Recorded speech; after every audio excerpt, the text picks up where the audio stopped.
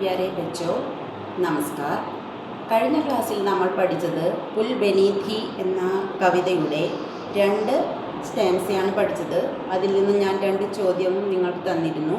ചോദ്യോത്തരമൊക്കെ എഴുതി നിങ്ങൾ എനിക്ക് അയച്ചു തന്നിട്ടുണ്ടായിരുന്നു. കുറച്ച് പേര് അയച്ചു തന്നിട്ടില്ല, അവരെന്തായാലും അയക്കണം. പിന്നെ ആ ചോദ്യം എന്തായിരുന്നു? ആ ചോദ്യം പുൽ ബനീഥി മാം സേ ക്യാ താൽപര്യ ഹേ, പാലമായിരുന്നു അമ്മ, എന്താണ് ഇതിൻ്റെ അർത്ഥം?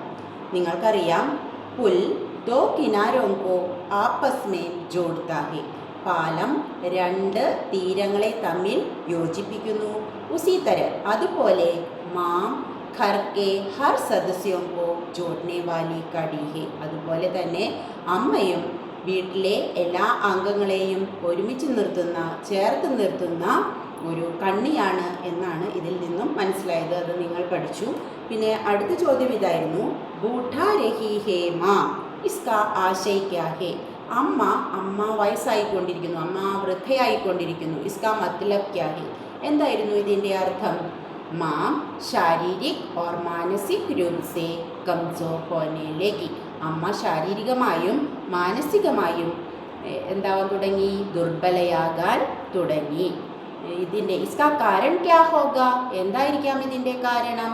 ബേട്ടോं के പൂർണ്ണ രൂപ സേ സഹകരൺ നഹി ഹോനെ സേ, അതായത് മക്കൾ നല്ല രീതിയിൽ നോക്കാത്തത് കൊണ്ട്, അല്ലെങ്കിൽ നല്ല രീതിയിൽ അമ്മയെ സ്നേഹിക്കാത്തത് കൊണ്ട് തന്നെയാണ് അമ്മ വേഗം തന്നെ വൃദ്ധയാകാനുള്ള കാരണം. ഇതെല്ലാം നിങ്ങൾക്ക് മനസ്സിലായിട്ടുണ്ട്.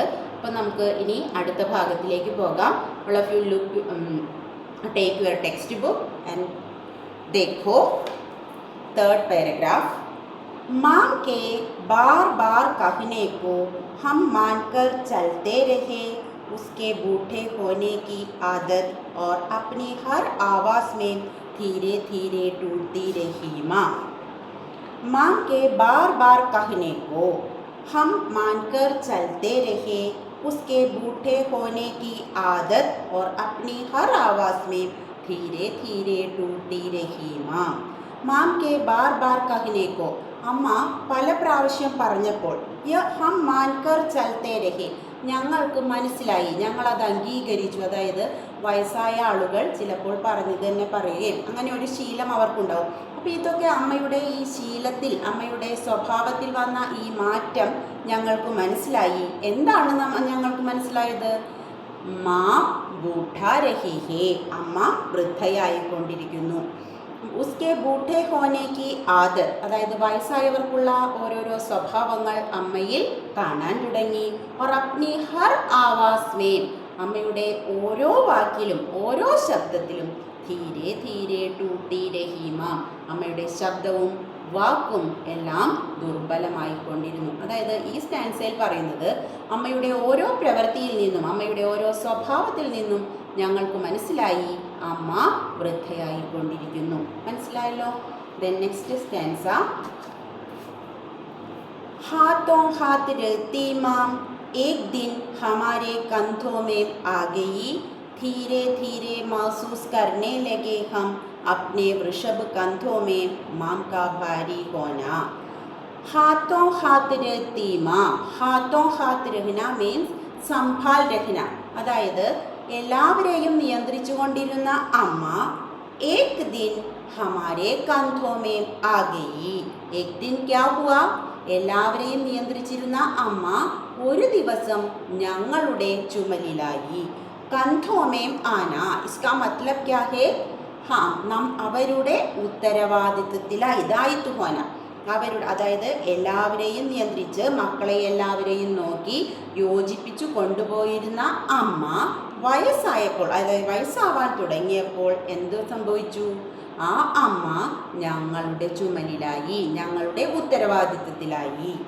ധീരെ ധീരെ മഹസൂസ് കർനെ ലഗെ ഹം അപ്നെ വൃഷഭ് കന്ധോं में माँ का भारी होना. धीरे धीरे महसूस होने लगे, धीरे धीरे हमें महसूस होने लगे, സാവധാനം ഞങ്ങൾക്ക് തോന്നാൻ തുടങ്ങി, ഞങ്ങൾക്ക് മനസ്സിലാകാൻ തുടങ്ങി. हम अपने वृषभ कंधों में माँ का भारी होना, अपने वृषभ कंधों में, ഞങ്ങളുടെ സശക്തമായ ഈ ചുമലിൽ, വൃഷഭ് എന്ന് വെച്ചാൽ കാളയ്ക്ക് നല്ല ശക്തിയുണ്ടല്ലോ. അപ്പോൾ അങ്ങനെയുള്ള ഞങ്ങളുടെ ഈ ശക്തമായ ചുമലിൽ, നല്ല ബലമുള്ള ഈ ചുമലിൽ മാം കാ ഭാരി ഹോന, അമ്മ ഒരു ഭാരമായി ഞങ്ങൾക്ക് അനുഭവപ്പെട്ടു. ഇത്രയും നാളും എല്ലാവരെയും നോക്കി നടന്നിരുന്ന അമ്മ ഇന്ന് മക്കൾക്കൊരു ഭാരമായി തീർന്നു. മനസ്സിലായല്ലോ അല്ലേ? അതായത് ഇന്നത്തെ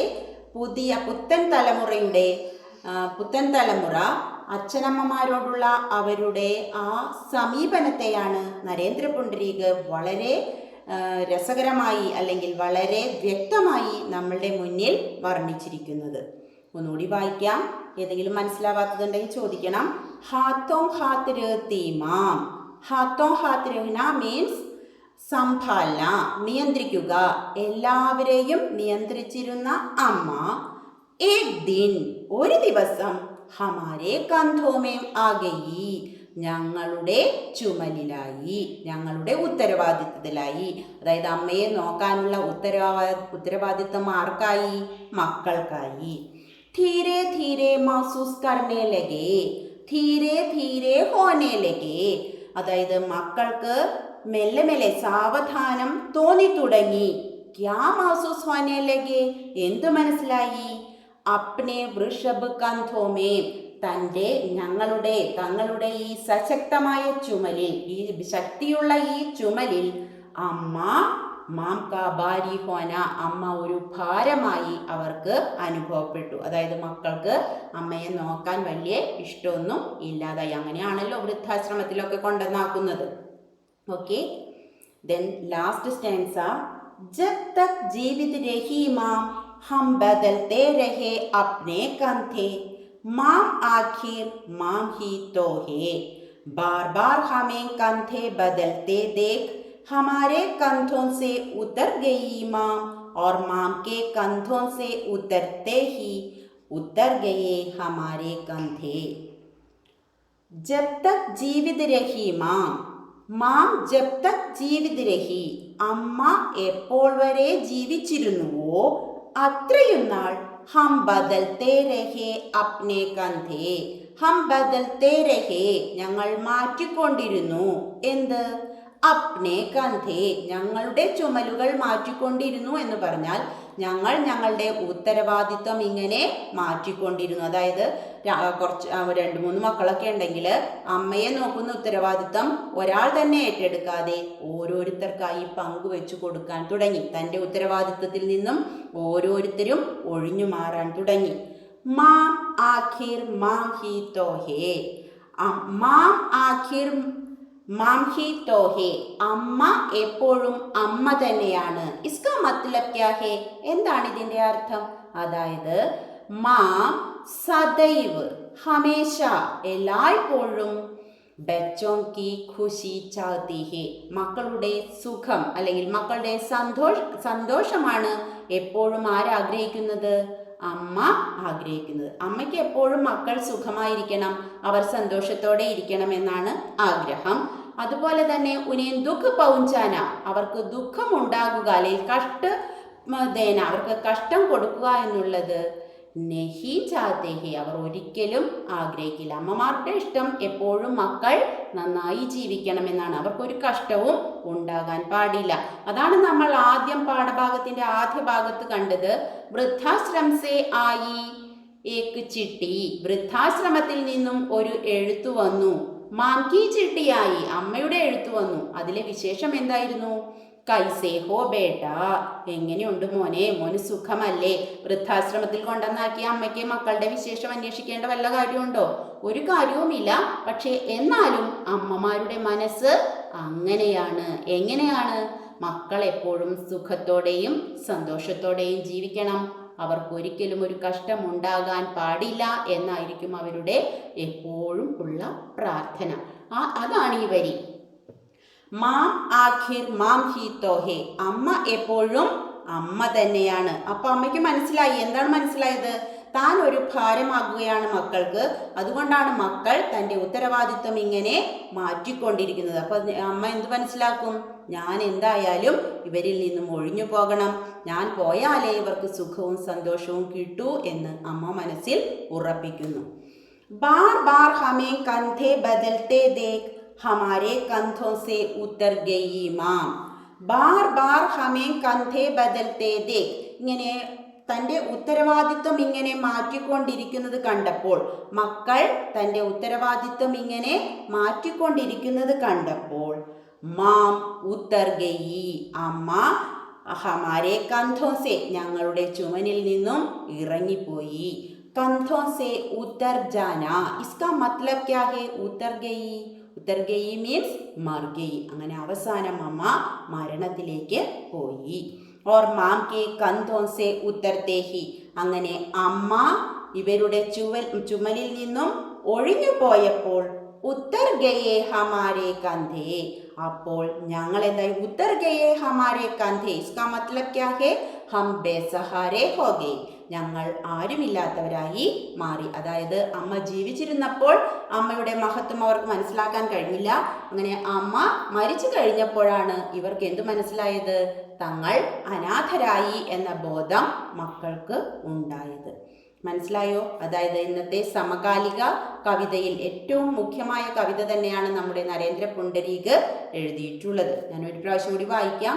ഇനി ഞാൻ വായിച്ചതിന് ശേഷം നിങ്ങൾക്ക് ഇത് ക്ലാസ് കേട്ടതിന് ശേഷം എന്തെങ്കിലും മനസ്സിലാവാത്തതുണ്ടെങ്കിൽ എൻ്റെ പേഴ്സണൽ നമ്പറിൽ നിന്ന് വിളിച്ച് നിങ്ങൾക്ക് ചോദിക്കുകയുമാകാം. ലുക്ക്, ജബ് തക് ജീവിത് രഹി മാം ഹം ബദൽത്തെ രഹേ അപ്നെ കന്ധേ, മാം ആഖിർ മാം ഹി തോ ഹേ, बार बार हमें कंधे बदलते देख हमारे कंधों से उतर गई माँ, और माम के कंधों से उतरते ही उतर गए हमारे कंधे. ഇനി ഇത് കഴിഞ്ഞതിന് ശേഷം ഞാൻ ഇതിൽ നിന്നും വരാവുന്ന ഇതിൻ്റെ സൈഡ് ബോക്സിൽ ഒരു ക്വസ്റ്റ്യൻ ഉണ്ട്. ആ ക്വസ്റ്റ്യൻ്റെ ആൻസറും പിന്നെ പ്രീവിയസ് ക്വസ്റ്റ്യൻ പേപ്പറിൽ വന്ന ക്വസ്റ്റ്യൻസും എഴുതി അയക്കും. നിങ്ങളതിൻ്റെ അത് എന്തൊക്കെയാണ് ചെയ്യേണ്ടതെന്ന് വിചാരിച്ചാൽ ഈ ചോദ്യത്തിൻ്റെ ഉത്തരം നോട്ട്ബുക്കിൽ എഴുതണം. അതുപോലെ കുറച്ച് ഞാൻ ചെയ്യാൻ തരും, അതും ചെയ്ത് എനിക്ക് നിങ്ങളുടെ നോട്ട്ബുക്കിൽ എഴുതി ഫോട്ടോ എടുത്ത് പോസ്റ്റ് ചെയ്യുക. ഓക്കെ, പറഞ്ഞതൊക്കെ മനസ്സിലായല്ലോ അല്ലേ? हमारे पाठ का नाम क्या था, याद है ना?